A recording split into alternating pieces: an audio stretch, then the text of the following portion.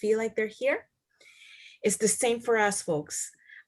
We are everywhere, and it's asked of us to multitask on a regular basis. So when it comes to adversity, trauma, and chronic stress, we have adopted and adopted a way of working that is really not natural to the brain, and it's not natural to the body.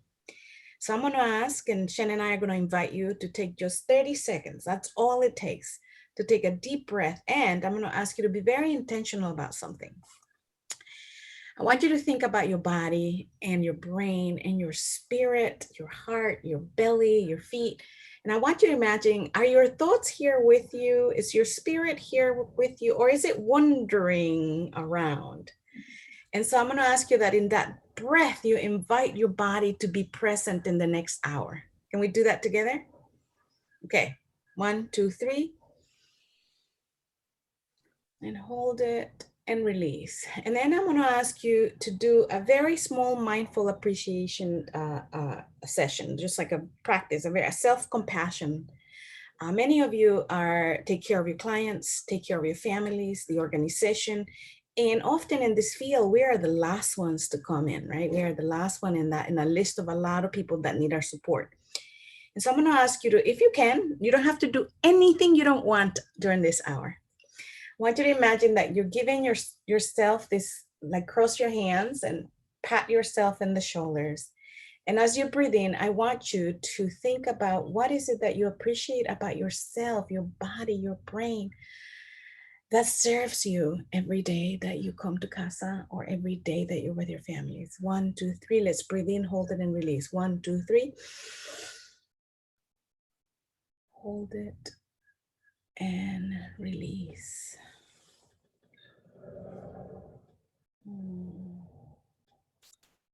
And if you can just very quickly in the chat room, just put all the appreciation that you found for yourself, that will be wonderful. Just write it down. What do you appreciate about yourself that you bring to the work that you do? And it's so much needed. And Jane and Shen, if you can read out loud as they come in, that will be wonderful. Oh, I'd be happy to. My energy and hopefulness, strength, resilience, and health. Empathy, I am compassionate. Resiliency, compassion, effort, and perseverance, my willingness to share with others. Empathy, patience, conscientiousness, communication skills, belief in others, compassion, concern and care for children in our community, caring, loyal, hardworking, gentleness. My legs are not twitching with restless leg syndrome. Transparency, gratitude, unconditional love, communication, empathy, and passion, strength and generosity, kindness.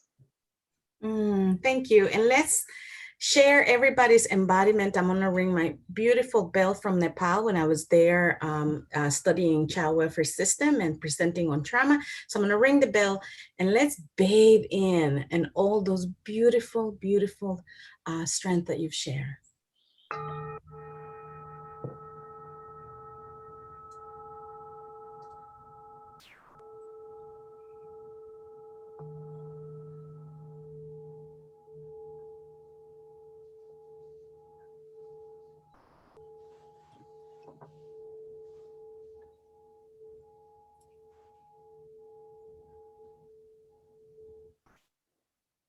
Thank you so much for that. And let's try to remain present for the rest of the time. And Shenandoah, anything else you want to add to this lovely presentation Jane gave of us, introduction? I don't really want to add to the introductions. I just want to add, because I know how many of you on here are volunteers and are working, right? You're meeting with the kids and you're talking to social workers and teachers. And that just even the simple tool of mindfulness before you begin to talk with others can be really, really helpful. So just B and I are going to be going into like all of the trauma work. Normally we'd spend some time on how and why mindfulness can work, but just as a help to everyone, that it's a good practice to start even with the kiddos that you're working with, to have some mindfulness before you jump into all the tasks that you want to do. Thank you, Shen. And also, don't forget that sometimes we think about trauma as an experience that our clients have had, but at times, and I would say the majority of the time, many of us have also experienced trauma. So as we talk about trauma, listen to your body. If our conversation reminds you of something or triggers something in you, or a story, or you don't even have words for it, but you're having an experience with it, we want you to take a deep breath, connect, and take care of yourself. If you need to take a break, that will be absolutely okay. And I wanted to introduce you to these three concepts that I learned when I was in South Africa, also learning about child welfare system there. There's a lot that we need to learn from Nelson Mandela and what he did. And these are three words that are really at the heart of the work that Shen and I do. The first one is Ubuntu, which really is I am because you are. And whenever Shen and I work with each other, we remind ourselves that I can only be as a full experienced person because Shen is here as well. And so we extend that to you. I am because you are. So Ubuntu, Sawubona, which means I see you and you are important to me. So Sawubona to all of you. And Nikona, which means I am here fully present. I will stay present at the best of my ability in the next hour. So again, thank you so much. We also want to see in the chat room, if you can, ask you a very specific question. What is strong in you that you bring to casa? And more specifically, what is strong in you that you bring to all the young people you represent? And we'll do the same, Jane, if you can read them as they come in. My ability to suspend judgment and seek clarity. Calm, my passion. Light. Hope, my willingness to meet each person where they are. Integrity, reasonable. Positivity and objectiveness. Ability to protect. Uncluttered focus. Compassion and try to help. Empathy with the situation and feelings. Humor, listening skills, humor and positivity. No judgment. Enjoyment with my kids.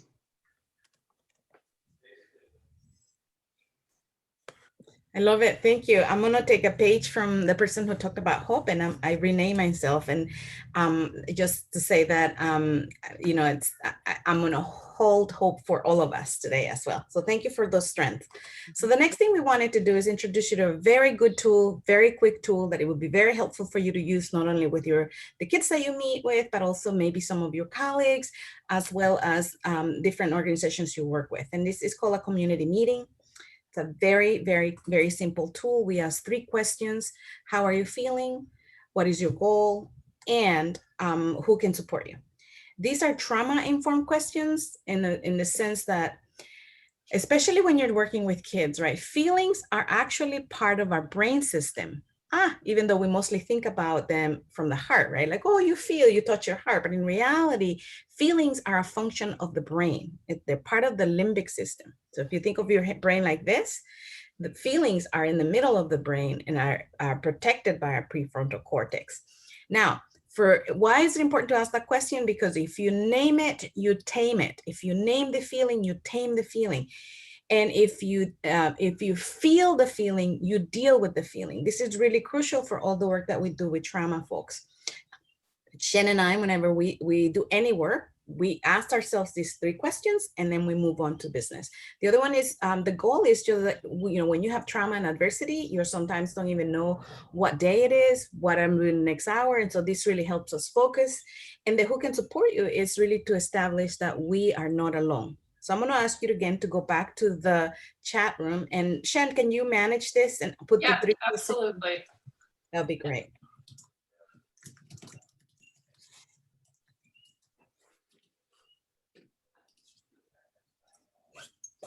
So I'm putting the first question up. How are you feeling? And what we're really looking for is 1 or 2 words that are not good or fine or okay. So actual feeling words. If you take a moment and just think, how are you feeling?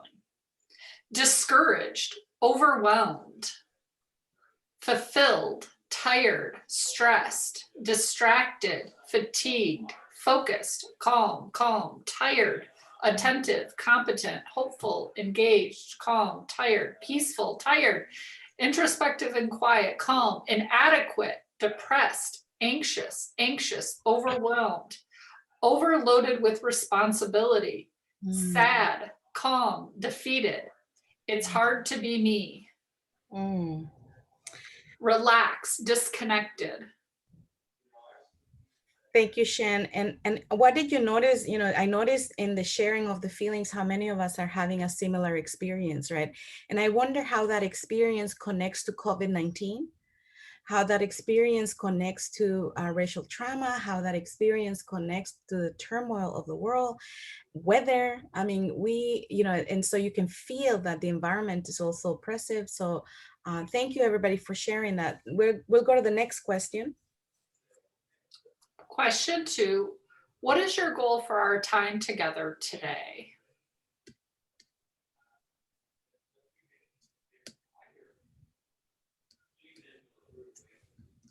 Learn something new. To better myself, even in a small way. Guidance. Is this webinar on self-help? To be motivated. To listen to an alternative way of thinking. Greater empathy. Relax.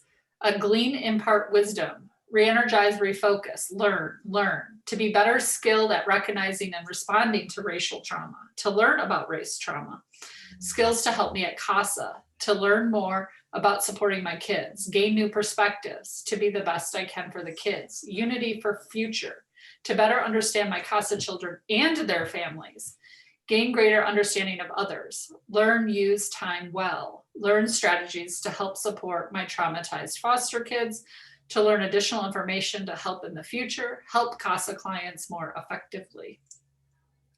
Thank you, Shen. An incredible number of amazing goals. I will say, for the person who said self-care, yes, Shen and I do not do any work without having self-care, because you know what they say when you're in an airplane, right? Whose mask should you put first in the case of an emergency?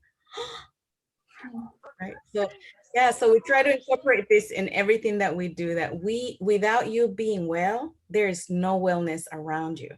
So yes, we come first. Third question, Shen? Who can support you, or what would support look like for you? And if you can be as specific as possible. So if you're going to ask a spouse for help, I'm going to ask my spouse to help me unload the dishes, right? So what is the support you need? And this is important because most of us are really poor at asking for help. I think that's the first thing. A, we need to be connected, and B, it's hard for us to ask for help. So when we have to, that's why this is so important. Better communication. Thank you. That's a good one. I will ask to be listened to without getting a solution from the listener. Fellow CASAs when I face a challenging situation. My sister, also a CASA. My wonderful husband, me, self-care, meditation, family, give grace. Colleagues, someone who genuinely is willing to offer assistance. Ask supervisor for resources and direction. 3 adult daughters and sons-in-laws. Fellow CASA supervisor and directors. Leaders like Jane. There you go, Jane, you're getting asked. My best friend who is the best listener. Asking my supervisor for help and understanding of my case. I'll ask my pooch to try to be quiet. CASA and others who can help me be effective. That's great. He needs his own self-care break. CASA and others who can help me be effective and listen. Thank you, Shen, and feel free to use this tool going forward with, you know, if the person that that you're trying to practice it with wants to and agrees to it, it's a great tool to utilize. All right, so we're going to move on right now. Thank you so much for all the connection. Now we're going to dive into some of the theory and some of the work. Now, I'm not going to spend a lot of time talking about structural violence, but I do want to introduce this concept to you, because when we talk about race trauma, which we're going to get to in a minute, it is impossible to talk about race trauma as race trauma happening to an individual, let's say for me, right? I'm a Latinx, I'm a Native, I'm a brown woman. It is impossible to talk about racism and how I experience that as an individual without talking about structural, systemic, and institutional violence that I'm subjected to all the time. And I want you to think about this even further as it relates to the CASA kids that you work with. Right? So you're working with a CASA kid that's coming in, a Black, Indigenous, or person of color a kid that comes to your system.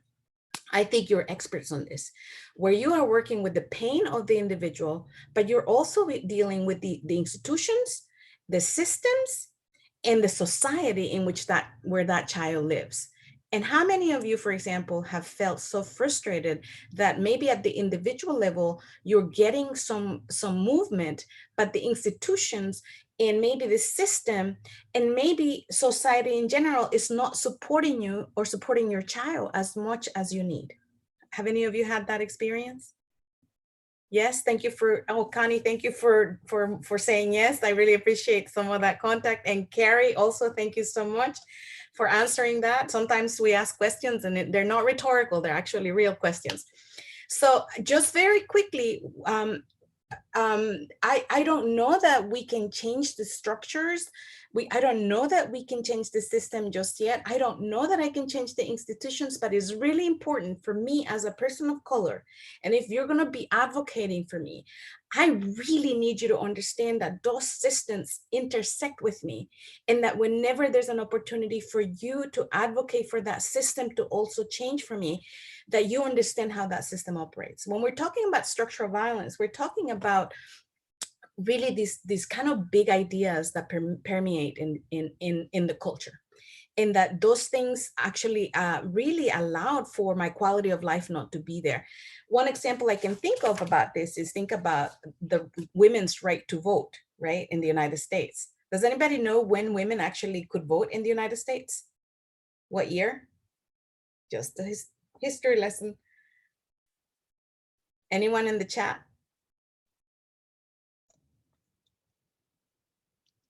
1920.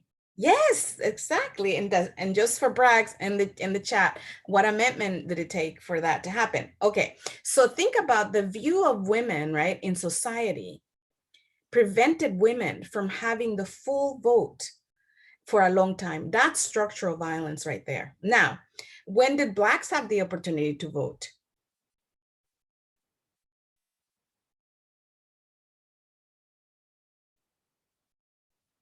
And the year is 65, someone put 68. It's 1965. And so think about how the isms, right? Think about whether you agree, this is not about being in the right or the left, Democrat, Republican, this is about human rights, right? Think about queer communities or homosexual communities and how long it has taken for the right for equal marriage, right? So these, when we're talking about structural violence, it's really about these general ideas that society has that continues to keep, really stops people from having the kind of lives that we want to have. Systemic violence, it's more around systems that have structures in place that also impede that kind of growth for some communities. One of the examples I have for this is, I'm from New York. I live in New York. I mean, I was born in El Salvador, but I live between New York and Florida. And so in New York, in Long Island, there's this amazing community. It's called the Levittown community. And Levittown actually was a development in the 1950s, maybe. It was post-World War World War II.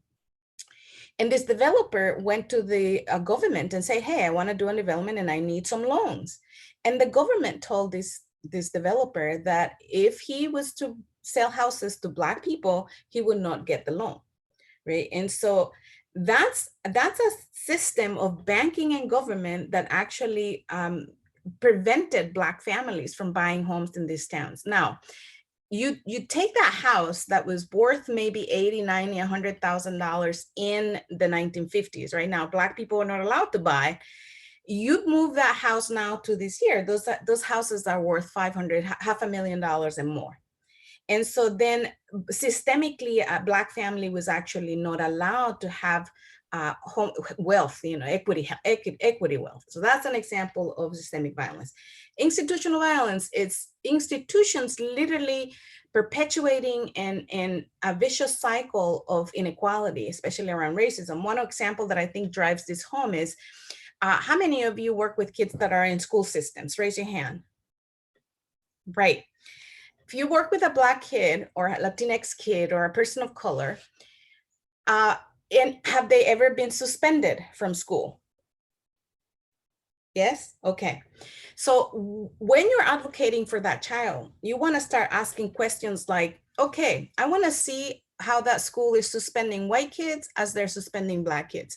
Because did you know that countrywide in the United States is an incredible problem around disproportional suspensions for Black and Latinx kids for the same behaviors that their white counterparts exhibit, right? And I can't tell you how many schools Shen and I work with that have been dinged by the state.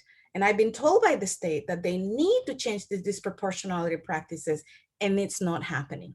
And so the institution then becomes embedded in this sustainable issue, right? So that's it's important to understand that, so that when you're working with your kids and you're interjecting with institutions and you're interjecting with systems, that you begin to start thinking about, okay, so I'm gonna think about this kid from an individual piece, but I also want to think about the systems, even if you don't change anything, because it's very healing to a person of color that you're thinking about that. Does that make sense? Okay, so for purposes of time, I'm going to move on to the next concept, and it's just going to be very quick, because most of you are working with individuals, right, who sometimes live in communities that have violence, and very rarely do we think about institutions that are in the violence that institutions are committing against some of the kids that you're working with. Incarcerations, for example. I'm not even going to go there because I don't think we have time for that. And very little do we think about the systemic pieces, and very little do we ever talk about structural violence. How many of you, for example, have had a lecture outside of this one on structural violence? One person, two, maybe two, a few. Okay. What we want to do is really change the mindset, in that whenever you're working with a kid, you want to think about big pieces, right? You're working with the kid here and doing sort of, my camera is reversed. You want to work with the kids on this spectrum, and dealing with all the individual resilient factors you want on that kid, right? And also the things that kid needs to address, and the pain. But you also want to look at the community. You also, in a way, the individual work is important, but it needs to be, the other pieces need to be highlighted as well. And Shen, anything you want to add to this conversation, and any questions around this as well? I think let's take questions so we have time for that, Bea. Okay, any questions around why structural violence, systemic violence, institutional violence, community violence, and individuals is important framework for us? Any questions or thoughts?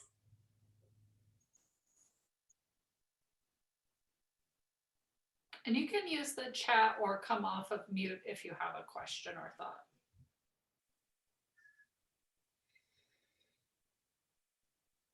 And it's okay if there are silences. Sometimes the silences are really a good time to breathe, to check in. And sometimes the silences are also about like, wow, I don't know much about this. So, or when it comes to race conversations, a lot of times we don't want to say anything because we want to be really politically correct. I want to tell you we're in a safe space. And so it's okay to ask questions, but we're going to move on to the next piece. Shen, do you want to talk about this ACEs and how it's connected to historical trauma as well? Yeah, so I think maybe just a quick show of hands, or you can use your little reaction thumbs up, help me sort of scan there. Most of you, I hope, please Jane, tell me, have had ACEs training, right? So you know about Dr. Folletti. Yeah, show of hands. Remember some of this, right? And how those 10 things that he studied, great, are linked to our later in life health outcomes, right? And so some of you have heard that. And so that's what you sort of see on the left-hand side here, right? So we have those adverse childhood experiences, and then that impedes our social, emotional, and cognitive impairment.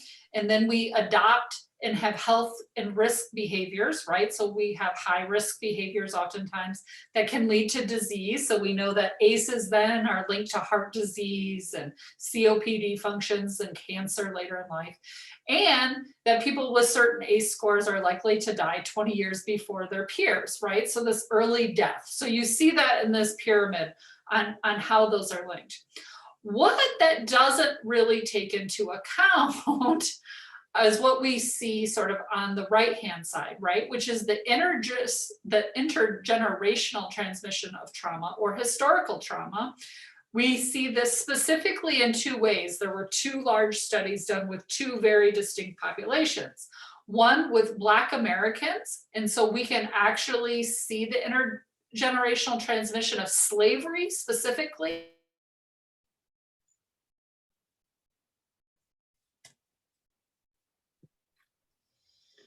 Shen, I think you've frozen a little bit. Let's see. Michigan as well. And we have a Shen, I think you've frozen.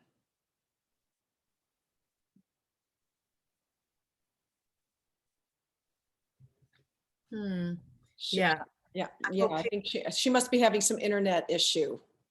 Yes, she will. Okay, so she's asking me to go ahead. I knew where she was going, and I'm gonna let her maybe come back to the study. I think that one of the sort of the story here really is around that ACEs, adverse childhood experiences, affect everybody in the same way. But when we're talking about Black, Indigenous, and people of color, that ACEs is only half the story. The other half of the story is that the structural racism that we've talked about, the devaluation of people of color, the dehumanization of people of color through slavery and all, it's something that gets added to that adversity and rarely really spoken about. We are going to break down these other pieces that have to do with allostatic load, coping skills, the burden of disease for people of color, and then this idea of early. So we're going to unpack this a little bit more further out. But I will say that what you're looking at, for example, if you look at COVID-19, right? What do we know about COVID-19 is that for communities of color, this is really, if you were going to summarize what this pyramid on the right is, and how that pyramid on the right looks like in real life, we have to go no further than the impact of COVID-19 and how it's ravaging communities of color at higher numbers than any other community. And I think there's a lot of reasons for that have to do with physical health, and all sorts of things. So Shen, you're back, and I think you were talking, we lost you at two different ways in which we have seen the intergenerational piece playing out. Yeah, so I was just mentioning the intergenerational transmission of slavery for Black Americans, and then for Native Americans, and specifically the use of boarding schools and sort of the stripping of their natural culture from them as a way to sort of blend in, right? To customize themselves. And that we can actually see that, right? And how epigenetics comes into that, and how that plays into implicit bias for, specifically white Americans going forward. And so it's just an important piece to understand how that actually underscores, before we get to the trauma piece or ACEs that most of us think about first.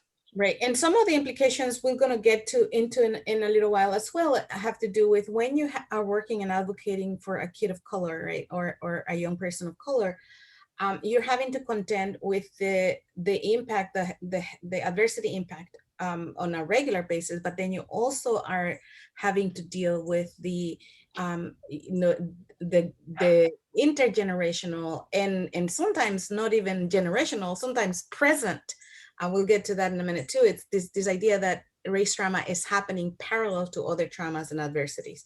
So you have to think, you really have to think about how both of those are really playing out in a lot of the lives of some of the young people you're working with. And Shen, you want to also talk us Yeah, through. 1 second before we move on, because there's a great comment that I want to just add here from Christy, who says, now, you know, Beatriz, you're my Spanish speaker, so I might need a little help here, but it's actually in Portuguese, but I use Spanish to help me. In Portuguese, there is a wonderful word, I don't even think I can take it, which loosely translates to critical consciousness. Concientizado. Yeah, yes. We have that too in Spanish, concientizado.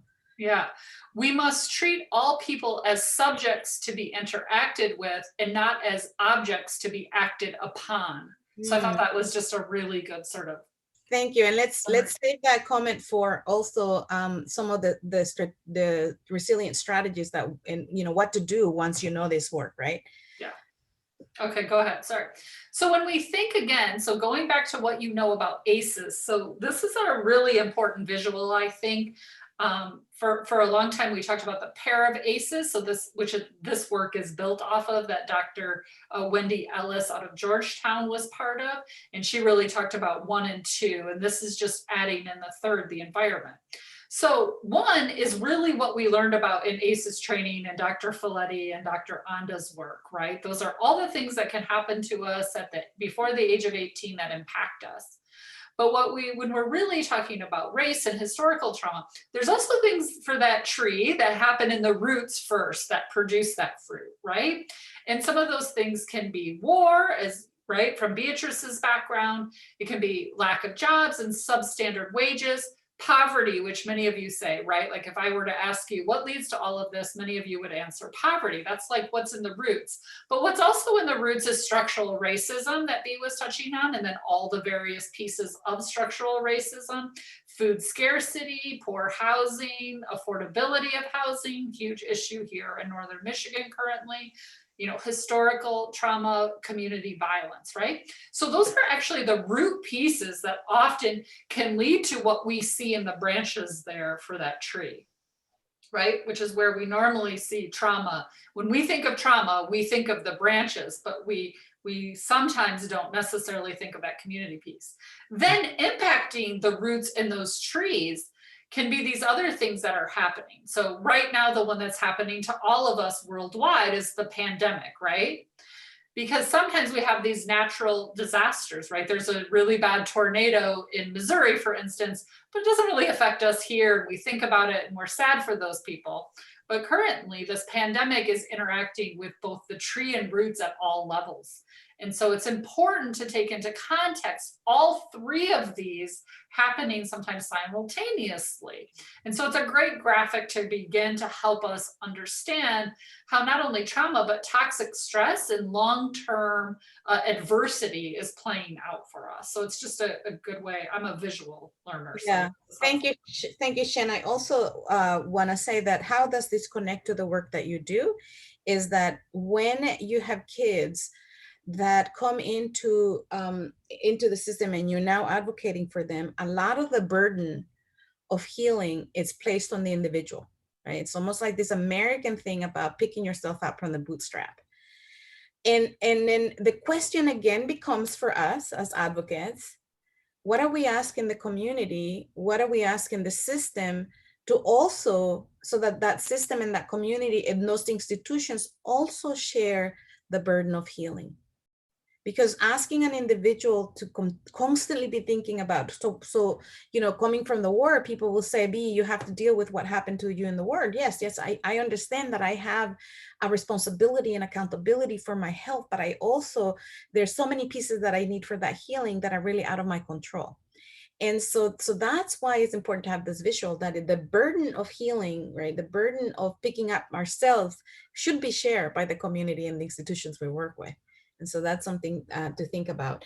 And Christy, I also was thinking about your comment in terms of the objectification versus the subject, you know, subject versus object. Think about the dehumanization that has had to be put in place to create slavery and the brutality of slavery. How do you have to dehumanize a person in order to treat them less than humans? And so when you have a history of hundreds of years of dehumanization, then we no longer often, in the implications around police brutality and the assassinations of Black people, it, I think, stems a lot from that dehumanization, the objectification of people of color. So I really appreciate that comment. Okay, so I think it's important when, in part of understanding race trauma is the definition of trauma, right? What is race trauma? It really implies that some people of color, and I want to say not all of us experience trauma in the same way, just like any other person, right? So like I can be exposed to race trauma and have a very different experience than maybe my sister who may have the same experience. So it really implies that there are some individuals of color who experience racially charged discrimination as a very traumatic piece. And we're gonna, in a minute, we're gonna see why sometimes the constant exposure of this discrimination sometimes creates a cumulative experience that feels traumatizing because it's ongoing and all the time, right? So, and often, here's the key, that often those experiences that we have can create a PTSD-like symptom. So for example, I live in the last 6 months to a year, over during this whole election piece, for example, the area where I live here in Florida, I've had several experiences where trucks have almost run me over, not once, not twice, not 3 times, but more so. So you can imagine how that, and Jack is saying that's true. I'm sorry. And so Jack, be quiet. And so he's just confirming because he was on those walks with Beatrice when the trucks went. Exactly. And so that experience, I just remember thinking like, okay, when it happened the first time, I'm curious. The second, third, fourth time, now I'm feeling like I can't sleep at night.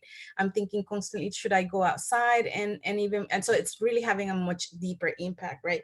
It's also important to think about historic trauma, and Shen already started talking about a little bit about this when she spoke about original communities. In that it really is a historical trauma response. It's really these features that are sort of adopted or embedded in cultures that have experienced trauma, really unresolved grief. And one of the examples I think is Holocaust survivors, where 2 or 3 generations later are still experiencing and even behaving in some ways that are sort of survival parenting. I think parents grew up in a war. I grew up in a war. And I can see that they and my parents' all grew up in a war. What do we have in common? We all have raised our children to be prepared for wars, right? So it's survival parenting. And if you think that is not an intergenerational trait, and then think about how the implications also for some of the parents that you work with, that you may not agree with the kind of parenting that they're doing, but if they're doing survival parenting, they're actually trying to instill in their children a certain survival toughness, if you can, or shields or armors, so that we can survive this war. So that's a definition. The other thing too is that the other definitions of trauma also stand for people of color, in that we define trauma by, Bessel van der Kolk has a great definition here that you see, is about inner and outer resources that sometimes are not adequate to deal with external threats. Now, if you think about people of color, and think about communities we live in, right? There's not really a lot of external resources that we have. So almost by design, some of our communities don't have those external resources. Complex trauma, it's also happening to us, people of color, in that trauma is happening all the time. We have your norm. I don't know, how do you say that, Shen? Like your normal average trauma? Well, so there's trauma, but then there's complex trauma. So Erica just put in the comments, right? Same but different as parents who survived the depression. So if the depression was the trauma piece, it may be a singular piece, where then complex trauma right, is the multiple prolonged exposure. So it's multiple instances. So if it was the depression and childhood abuse, then now we're starting to get into complex trauma, right? Yeah. And in comparison to the developmental piece that's happening, oftentimes while a child is still in utero. So we know that the mother, when pregnant, from the date of conception, is beginning to wire that child potentially for survival and trauma. And so if the mother is under extreme stress, that is already being wired in that baby straight out. So sometimes we refer to those babies as colicky, right? Oh, that's just a colicky baby. But what we might actually have is a baby that's been wired for survival and trauma. Yeah. And this is particularly true for people of color. I mean, think of just to show you some statistics, look at statistic number 4 and how that statistic relates to developmental trauma, right? Like that a high earning Black woman have the same risk for low birth weight babies as low earning white women. And this is connected to the level of racial stress that even professional high earning women have, right? Because no amount of salary, no amount of salary is going to protect me from that truck coming for me because of the way I look. And so that the impact that has, and just look at how maybe some of the clients that you're working with might be in some of these categories, right? Like the rate of depression for Black males has quadrupled in the last 2 decades, and that how it's sometimes you might have a kid that you're representing, and there's seemingly no reason why they might be having some of the symptoms. Well, now you have some context around race trauma that can really be playing out in how some of your kids, what some of the kids are experiencing. Does that make sense? And I would say it's the way in which we view it, right? And the way we're willing to diagnose it. So for Black males who might be having depression, but acting out, we tend to want to punish the behavior of acting out versus getting to the underlying cause of depression. It's why when Beatriz was saying that schools disproportionately suspend kids of color, right, versus their white counterparts for the same behavior. This, right, this is what's underlying it, where we might say for the white child, oh, there's stuff going on at home and this kid actually needs counseling and therapy. We don't see that necessarily for BIPOC kids. And so it's really important to understand that that's what leads to these statistics, because oftentimes, and specifically with Black males, will go undiagnosed for all sorts of mental health issues, not just depression. And so that's a really important note, that we carry in this implicit bias with us, especially, listen, I know a lot of the CASA workers are white, right? So we have implicit bias within us. Even when we think we're woke, even when we think we've read some books, all of those things, we still carry it around. And so it's important for us to stop and think, what's going on here? What's this? What have I been institutionalized with? What's my systemic? What's my structural piece that I'm bringing in? And do I see it the same way when I'm working with someone who's outside of my own race? It's a really important question to ask. And it's not a shaming or guilt-laden question. It's just the way it is. Right? So we have to just sort of at some point come to, as white individuals, say it's this way, and we have to begin asking these really important questions. Thank you, Shan. All right, so we're gonna move on. We have until 2:30, is that right? Yes. Correct, yes. For a minute I panic. I'm like, oh my God, we have until 2 and we're done. And we have a little bit more to go. All right, but before we continue, okay, I want to know how many of you are still here with us fully? Are you here? Yay, excellent. I want you to do me a favor. I want you to say hi to the person on the left. Say hi to whoever's your left. I want you to say hi to the person on the right. I want you to say hi to the person on top. And I want you to say hi to the person at the bottom of your screen. Hi. Okay, great. And then now I want you to just rub your hands like this. This is really this is a practice that regulates the nervous system. We have a lot of nerve endings in our hands. And I want you to shake your hands. Because we're talking about trauma, and the body has a story to tell. The body connects with things that the mind doesn't connect with. So we want to make sure that that we move. We're good to go to the next piece? Give me a thumbs up. Excellent. Okay. So we're going to talk about microaggressions because those are really one of the ways in which people of color experience discrimination on a regular basis. And it's really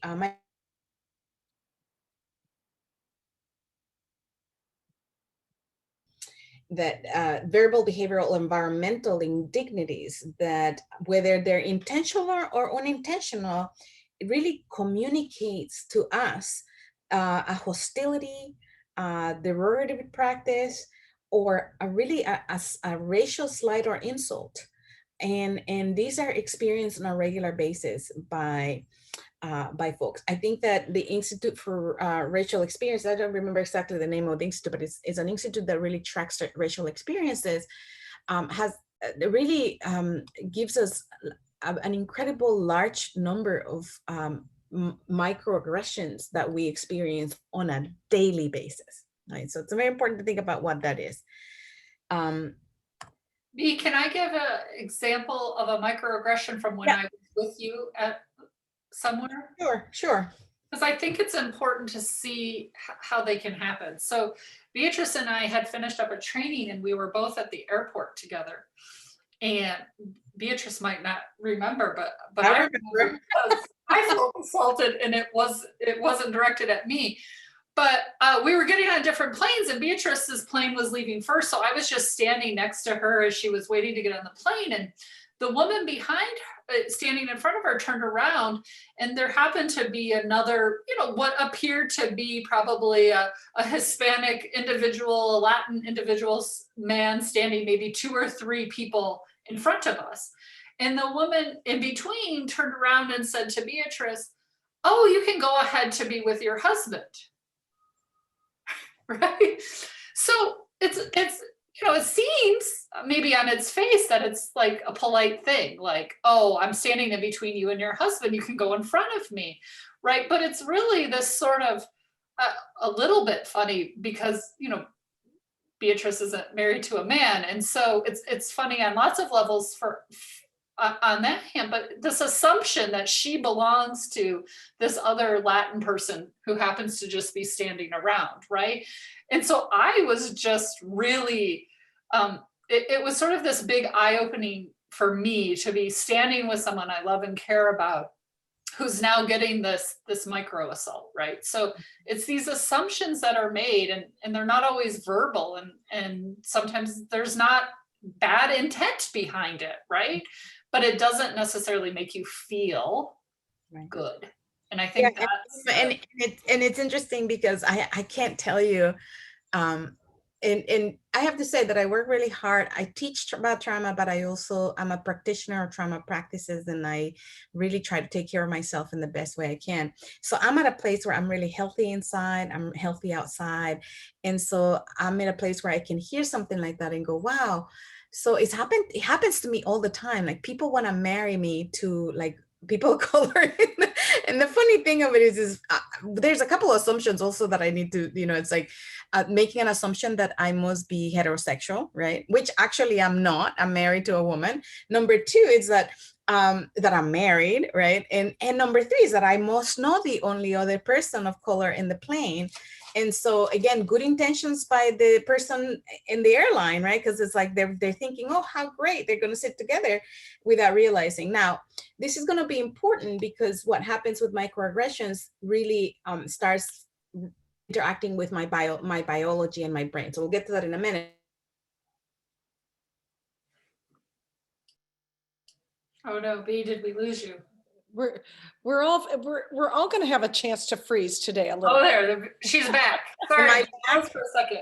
Okay, just think about the different kinds of microaggressions that happen, right? Sometimes, for example, and I have to tell you, people of color, the majority of people of color can give you tons of examples of where this happens, right? So I go to a store, and I go to a store with I can go with Shen, or I can go with my wife who happens to be white. And I can tell you that people will follow me, but they will not follow her, right?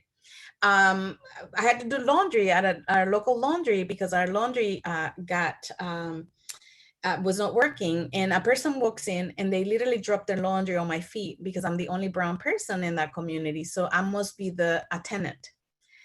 I take a very dear friend of mine to a doctor's office, and I'm sitting outside waiting after his surgery. Every single doctor that comes out came to me and will say, "Oh, are you here for Mr. Smith? He's ready to go."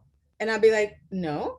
And then the next person, "Hey, Miss," and so I literally had every single doctor come to me on the waiting area, because as a person of color, I must be the person helping and picking up one of the clients, right? And so this happens to us all the time, and they're important because so when that's happening on the daily, and the doctor or the nurse comes out and said, "Are you here for Mr. Smith? Are you here for Mr. Charles? Are you here for whatever it is?" At that moment, right, I have to make a decision for myself. Okay, so do I deal with this now? Do I cope with this? I'm feeling a little angry, but you know what? I'm just gonna let it go. I'm gonna put it under my arm and leave it there for a minute. And then someone else comes in. I'm like, I'm gonna put it under this arm and leave it there for a minute. And eventually, my adapting and adopting skills begin to, every single time that I'm interacting with a microaggression, my coping skills have to come into play. And now I'm telling you that it's happening on a daily basis. And so what happens after that is that when you deal with racism in the form of microaggressions, and you're using your adapting skills all the time, eventually you get to a place where there's an exhaustion of those adapting skills. You just feel exhausted. And that's when sometimes some of us can actually experience that race-related stress. Right? And that race-related stress, then it's experienced to such a significant level, right? And it's related to individuals that I encounter, institutions that I encounter, cultures that I encounter, and so here's the other thing about it is that not only am I encountering direct racism, right? But I'm also watching people, my family, imagine what it feels like for me to hear my nephews and nieces. So vicariously, I'm also experiencing their racism, and it's daily and it's chronic. It is chronic and it's all the time. And so that's sort of the vicious cycle of microaggressions. And so what happens is you have microaggressions, which create a lot of race-related stress, which eventually can turn into racial trauma, right? So that's the cycle here. Can I just I just want to I'm always trying to think, because B and I do a lot of race traumas together. So, and a lot of the audiences oftentimes are white. So how can I help white audiences understand this more deeply? And so I was just sort of scanning through. I see we have a few men on the line, but a lot of women. And so one of the things I think about is that if you're a woman who happens to be married to a man, what can happen to us is that if we go somewhere like to purchase a new car, oftentimes the salesman does what? Only will speak to the man, right? Well, like you don't even exist, even if it's the car you're purchasing for yourself. Or if you go to the mechanic shop, right? There's these assumptions made that they should just talk to the man and not talk to the woman. And so I think, right, those are in a way a type of microaggression, not race related necessarily, but if you just think about like how annoyed and frustrated you get with that in dealing with something from that end. But right, so that's like a minimal way for us to start to begin to understand just differences when we think about men and women differences, when we think about race, when we think about all these things. I think with many of you at the CASA State Conference, I shared several years ago, right, how my guidance school counselor said, well, people like you, Shenandoah, go to college, right? So there's big assumption and judgment made there based on just this idea that I'm a foster kid, right? So I just am trying to help us, for those of us who are not people of color, begin to understand what that must be like when it's just constantly about your race and ethnicity, this thing you can't change. For me, I can't change that I was a woman. I couldn't change that I was a foster kid, right? And so even all those things that happen to me, I say very often, yes, I have a high ACE score. Yes, I have all of this, but race was never one of the things, right? And often I've told you, like, I got jobs because I wasn't Black or a person of color, that then helped me sort of pull myself out of the thing I was having. And so just begin just thinking about those pieces of stress, and then how the racial piece, I think, intersects, can start to be helpful. Thank you, Shen. I really appreciate that. And we're gonna, and I think that this is gonna also be helpful for the conversation later about what do we do with cultural humility. That will be great. Also, just very quickly, that in the professionals and a lot of my Black colleagues that are leading this work, defining racial trauma. You know, when you get to the racial trauma, it's really when you're experiencing PTSD symptoms that cannot be attributed to anything else other than the racial experience that you're having, right? So it's really the result of the chronic experience. So these are sort of like the areas that really deem it to be trauma informed. So Shen, you want to walk us through maybe the paradigm question and the stress response system? Yeah. So what I start with is, when you hear the question, what's wrong with you? And I'll sort of direct it at all of you. What's wrong with you? What are some of the things that you think or feel when you hear that? So you can either put that in the chat or come off of mute. Not a rhetorical question. Jamie, thanks. It's my fault. Yeah, right? Like, what's wrong with you? So you've done something. You could feel inadequate. Suzanne, thanks. Yeah, right? What else do you think of when you hear what's wrong with you? Connie, you get defensive, right? There's the counter. What's wrong with me? No, what's wrong with you, Beatrice? This isn't about me. This is about you. Yes, right? And so really what that is, and I'm sure many of you have heard that we're trying to move away from Gwen, less than, I feel less than. Yeah. I feel like it's a directive from like somebody else, right? Like, what's wrong with me? Somebody has said there's something wrong with me. It must be true, right? Like, someone has said that's what I am. And many of you heard that we're trying to move beyond what's wrong with you to what happened to you. And the reason for that is that really what's wrong with you is disease and pathology based. And what happened to you is really trying to show interest, sort of change the narrative. And that's super important. And I know many of you are probably working on changing that paradigm shift from what's wrong with you to tell me what happened to you. What we want to encourage you to do is actually move even beyond what happened to you. Because oftentimes, especially for the little kiddos, there's something happening in this moment. It's not just what happened in the past a long time ago, and even for us personally, right? My past is oftentimes playing out in the present moment, right? So what's happening in this moment for you? And then the really big shift, and if B and I could get you all here, we would celebrate, which is, can you start with what's strong in you? Can you turn a behavior that may be a problematic behavior or a behavior that we don't like actually into a strength for somebody? So if you have a kiddo who is throwing things or running away, maybe running away is a good, easy one.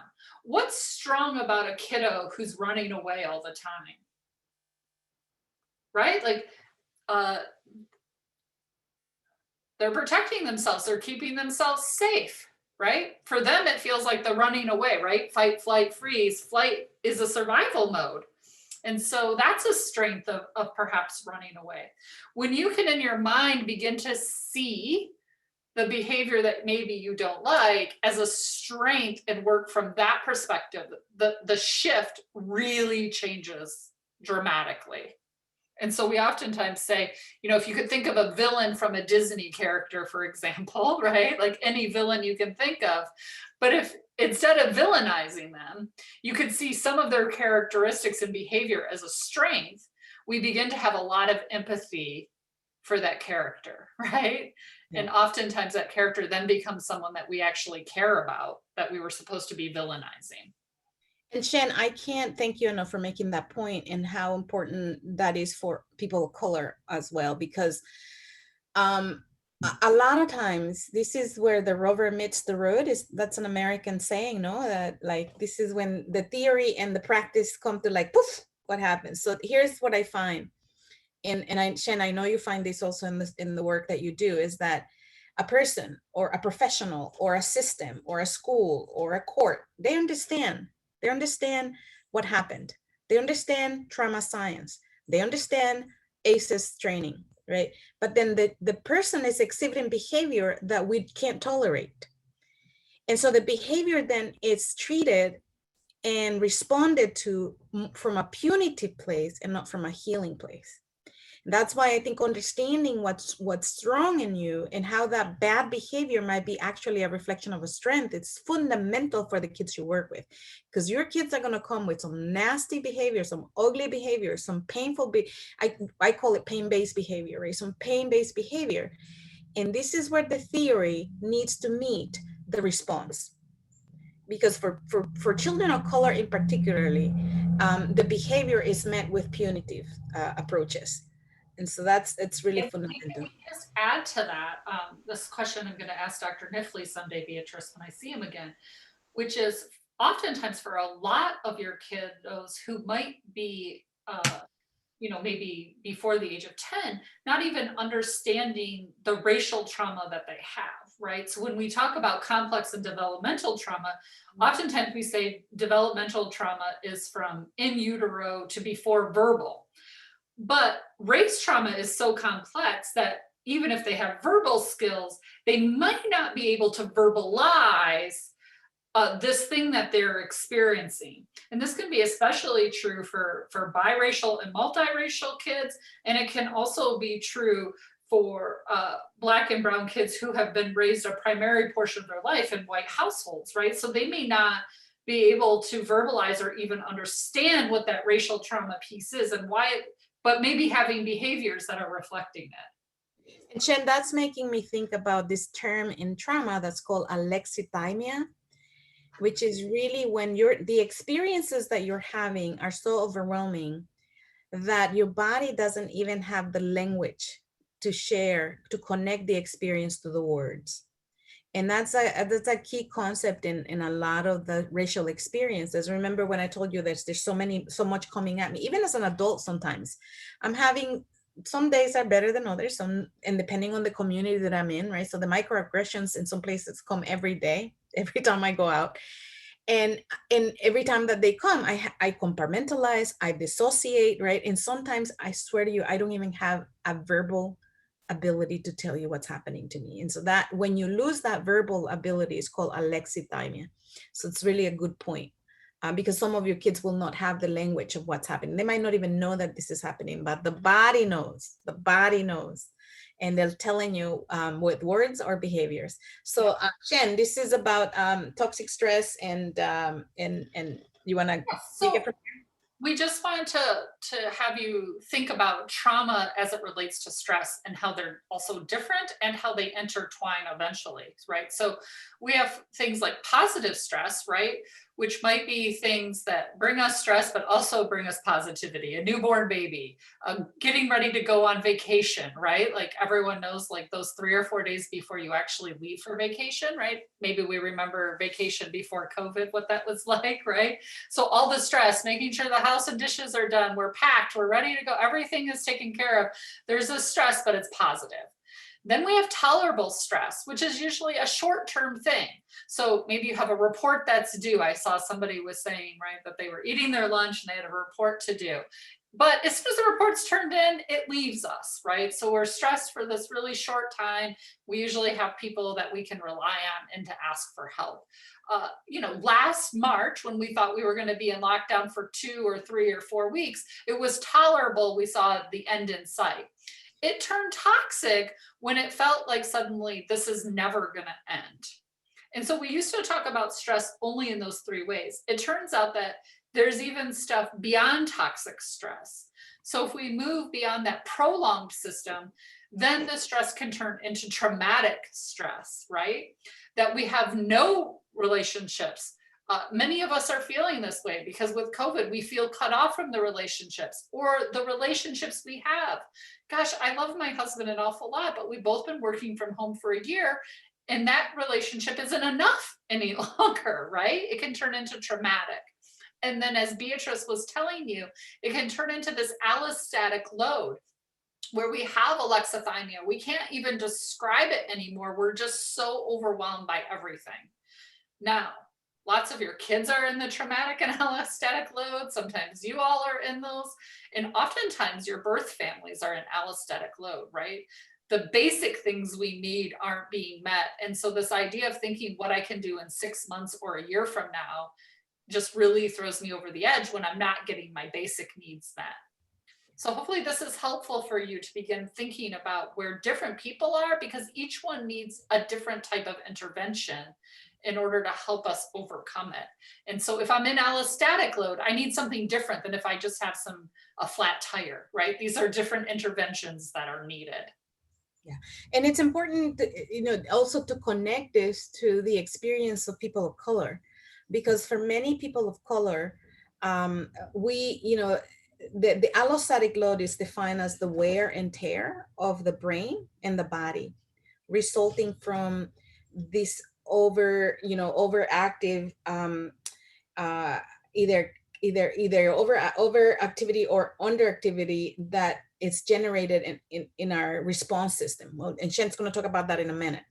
And so for people of color that are experiencing microaggressions on a regular basis, the body and the brain are worn out for some, so that you feel like you're in this allostatic load because you're constantly having to manage stress.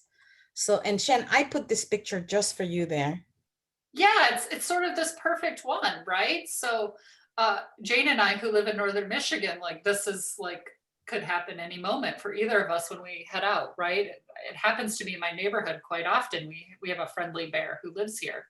So if you happen to be out on a nice, gorgeous Northern Michigan hike and you run across this friendly little fella here, what do?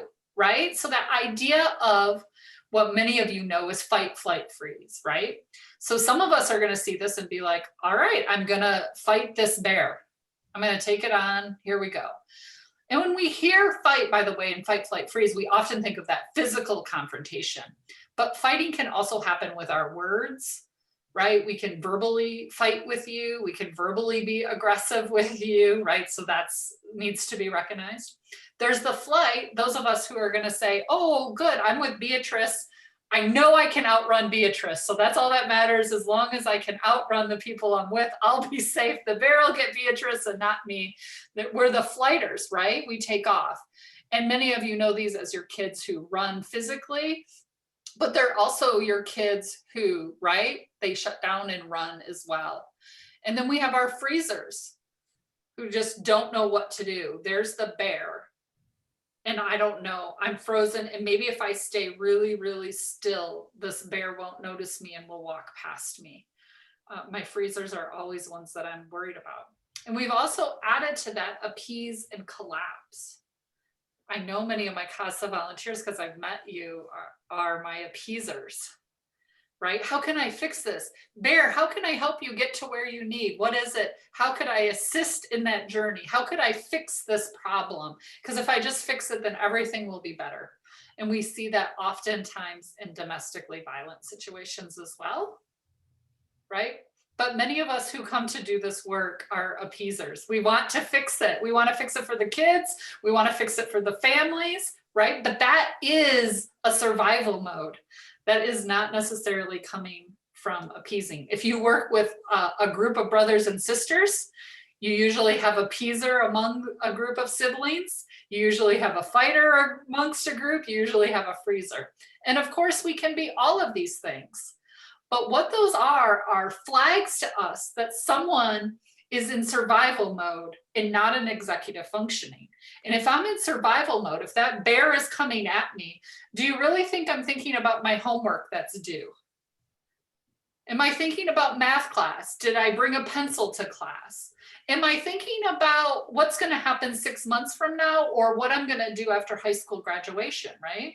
So we can't, and this happens oftentimes with kiddos and with the families that we work with, right? We ask families to do certain things so they can be reunified with their kids. But if I'm in survival mode, can I really be thinking about accomplishing those things in a real way? And so this is just really important because they're giving us signals about what's happening. Yeah, and you remember before I was talking about how when I experience microaggression, right? I have to have my body is going to have some adapting to do. And some of this adapting it's involuntary. And this is what Shen is talking about. So as you work with your kids, and particularly kids of, children of color, you have to be thinking about this parallel experience that they're going through as well, right? So they're having your maybe issues of separation with the parents, terminations, foster placements, but they're also having a parallel experience of having to respond on a regular basis to racism. And sometimes racism inside of that advocacy, where the very same system that is supposed to protect them may also be giving them some microaggressions. So this is how we connect it as well. So, some of the psychological impact, I think it's very similar to the impact of other traumas that people experience, right? Like has been reporting of flashbacks, nightmares, intrusive thoughts, inability to concentrate, hyperactivity, not necessarily always knowing how you feel or why you feel the way you do, maybe even leading to alexithymia. Symptoms like depression and anxiety, right? These are data that some of the experts are collecting around what happens from a psychological perspective. From a biological perspective, so Shen just explained that as you're facing adversity or trauma, your survival system gets activated, right? So this is your body gets activated to respond. Now, what happens is in that activation, a whole bunch of hormones get activated, right? So it's like, okay, am I going to fight the bear? Am I going to run the bear? I think I can take it. I think I can take it. No, maybe I should. I'll play dead. Like your body is making decisions. And so what happens is that the biological impact is that there is an exhaustion, right, of this biological response to having to respond to racism. And then, and if you look at the impact of what that extra exertion of cortisol in your body does, and look at this list and think about how that impacts the immune system, and connect it now to COVID-19 and communities of color, right? It makes you wonder, like, here is a connection we can make in terms of the biological impact of race trauma and why our bodies may be a little bit more compromised. Okay, so, and I want to say that before we go to the next piece, that I think race trauma, it's also intrinsically connected to resilience, right? So half of the stories that people of color have gone through an entire centuries, really, in a way of oppression, which also speaks to a story of resilience and growth. And so the stories really are parallel to each other. So the full story is the both of those parts. And so before we go on to maybe some more resilient strategies, we wanted to pause and see if you have any questions so far, or thoughts or feelings.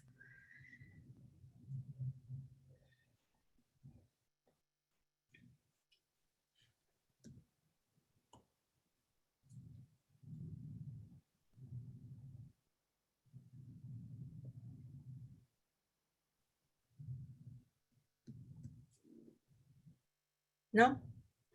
Okay. So I'm not going to spend a whole lot of time talking about this systemic sort of thinking about what do we do at a systemic level. However, only to say that if you're inside of the CASA organizations, right, and you're inside of CASA leadership, you want to start thinking about what are the hiring practices that you have in CASA so that you hire folks that look like the kids you're representing. Very important. right? So I work in a lot of school districts where 90% of the students are Black and 10% of the teachers are white. I mean, I'm sorry, the other way around. Like the students are 90 and 10, and then the 90% of the teachers are white. And so just think about how, as an organization, you begin to think about managing microaggressions inside of CASA, managing hiring process inside of CASA. I also think as CASA advocates, one of the things that you want to start thinking about for your kids is if you are advocating for kids of color, thinking about, if you see disciplinary actions, you want to start thinking, okay, are these congruent with disciplinary actions for white kids? Are these disciplinary actions taking into account what we know about trauma and what we know what happens to people who have trauma? And I would say if you're a person of color, being an advocate for a child of color, thinking about how, remember when we talked before that not only are we experiencing our own microaggressions, but you're actually witnessing microaggressions and racism and discriminatory practices for those that you're actually serving as well. And so you're getting sort of a double whammy in a way, your own and that of the child that you're supervising. So just I would just add, B, that not just the disciplinary for the kid from school, but the things that the court system are asking your families to do. Are they the same for your families all across the board? Is it easier for white families? Is it harder for Black and brown families when we get to the reunification process and the reunification plan on what those families need to do? It's just a great thing to start being aware and perceptive of. Yeah, that's a great point. It's like thinking about one size doesn't fit all, right? So what are, and I don't live in CASA world, so I don't know, but, and Jen, you're probably more familiar with this, but what are the demands or the strategies that are required for a family to have that reunification path? And now we just talked about how there's environmental trauma, community trauma. And so maybe those families don't really have true access to what is being asked of them to be successful. And so, thinking about it is really important. Again, you may or may not be able to impact, but I think thinking about it is a mindset growth. So it's really important to do that. So that's all I wanted to say about that. I think that the other thing I wanted to really talk about is, and let me just see, can't see my screen at the same time. Okay. So, what can you do, like thinking about, so I know all of this, what do I do, right? So one of the things that we think about is developing this practice called culture humility. I'm going to get into that in a minute. Having trainings like this is really helpful, right? Just like really getting acquainted with what do we mean by race trauma. There's also, I think, a movement, unfortunately, the unfair, unjust, and horrific death of Black people are leading to, I think, a conscientización, like Christy told us before, that a consciousness is awakened. And I think that people are now are more curious about reading more, learning more. There's a lot available right now for you to really begin to think about, how do I train myself on this? Because let's face it, folks, if you're going to be working with kids of color, you need to have some beyond basic understanding of what it's like to work with that culture. And it's on you to really get that. In CASA, thank you, CASA, for having these trainings, that it should be a lot deeper, right? Because we can't change a history of a mindset of inequality and racism in a short period of time. I think that it's important for you to think about, do I really understand what is a microaggression? Can I identify a microaggression? Can I stop myself from microaggressing towards others? When my kids that I'm advocating for get aggressed or assaulted, am I able to be an advocate for them so that I can see that it's happening? So it's really important that you become an expert of what is a microaggression, and think about, and just listen. Listen, even as a person of color, I can microaggress on another person, right? I'll tell you how this works. I about 10 years ago, I was at a meeting and I worked at a residential program. And in this residential program, I was the only brown person in the entire organization. I never saw a Black psychiatrist. I never saw a Hispanic psychiatrist. I never, anyone that looked like me was all childcare workers. So I go to a meeting and there's a social worker, a psychiatrist, and a lot of milieu workers like myself. So I go into the meeting and I immediately start addressing the white male as the psychiatrist. And it turns out that it was a female, and it was a female of color. And so that was a microaggression, right, on my part. And I'm like, oh, okay. So it's important to understand what is a microaggression. Am I committing a microaggression? Who can support me in learning about them, and not in what do I do once that happens? Because you want to do no harm to the kids that are coming your way, right? So you need to be a refuge for the kids that you work with that are of color. And if they come to you and you microaggress against them, intendedly or unintendedly, then you're causing harm. And so it's really important to think about that, not in a shameful, blaming kind of way, in like, let's be real and honest kind of way, right? We're humans. And so, what is cultural humility versus what is cultural competence? I think a lot of Western cultures think about cultural competence as what you need. And in cultural competence really is sort of like an expertise that you develop around another culture, and then you take a few trainings, and then you become an expert, and you know the content, and you have the knowledge. What we really are switching from is really developing more an attitude of the cultural humility. Is really about, it's a way of doing versus a way of being, right? So cultural humility, it's about a long journey, understanding the context. Every single one of the kids that you work with that is of color is going to come from a different family. I don't represent every Latinx family. I don't represent every person of color. My experience is very different. And so having that cultural humility means that you experience one person at a time in the context of that person's experiences. And so just a little bit more in that when you're developing cultural humility, you really are exploring for yourself, your awareness of race trauma or race in general. How much do we know the other? I mean, this country is very segregated, and we don't have a lot of opportunities to really get to know each other that way. This country also does not engage in political and race discourse in a way that can be very healing. I think we're still very divided. And so really is understanding, what are our limitations? What is our understanding? Staying other oriented rather than myself oriented, right? So like really focusing on the person in front of you and their experience, not your experience as it relates to them. Like, oh, I don't have any Black friends. I wonder, I'm curious about this. Like, and you're asking for your own knowledge. Because then you're putting that other person sort of in a teacher mode. And what you really want is focus on their experience, right? So staying interested and open, and don't make assumptions, about that cultural perspective. So that's all I really wanted to say. I think that we want to stop right now and allow for maybe any questions that you may have or thoughts. We've come to the end of our training in a lot of ways.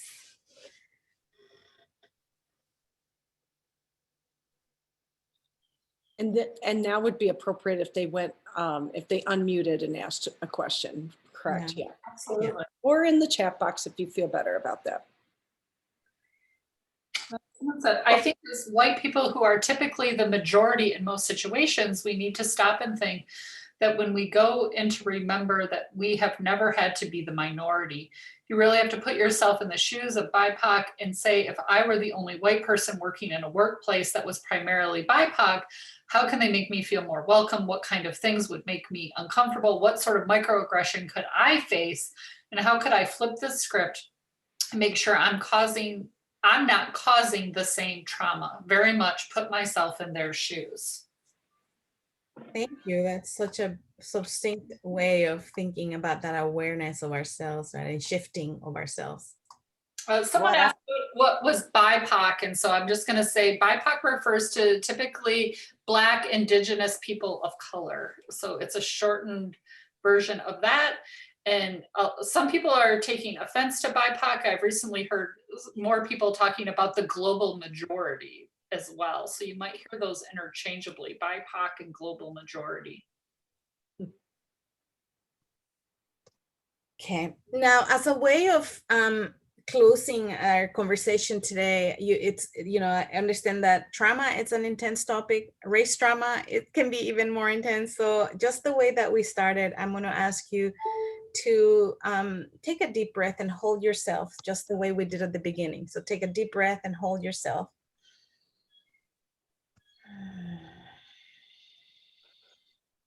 I'm going to ask you to take a deep breath, and as you breathe out, kind of do a deep sigh. So it would be like breathe in, hold it, sigh. Okay, so let's do it together. 1, 2, 3.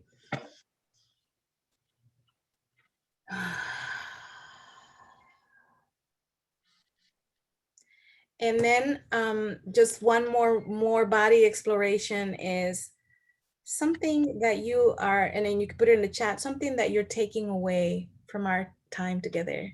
Just one, it could be something like one word, or it could be hope, it could be whatever it is that you're taking from our time together. And just put it in the chat room. One person has already said that they need much more training in this topic. That's what they've learned today. Awareness. Microaggressions. Cultural humility. Encouraged. Encouraged, thank you. Did not realize how little I knew about this. Love this statement, experience one person at a time. Lots more to review and learn from another's perspective, more awareness. I'm a work in progress, hoping to keep learning and growing. So am I, so am I. Thank you so much. Your engagement was wonderful. I thank you for giving us the opportunity to be with you. Thank you, Jane, and I'll pass it over to you. Oh, you are so very welcome. And thank you, and Beatriz and Shenandoah.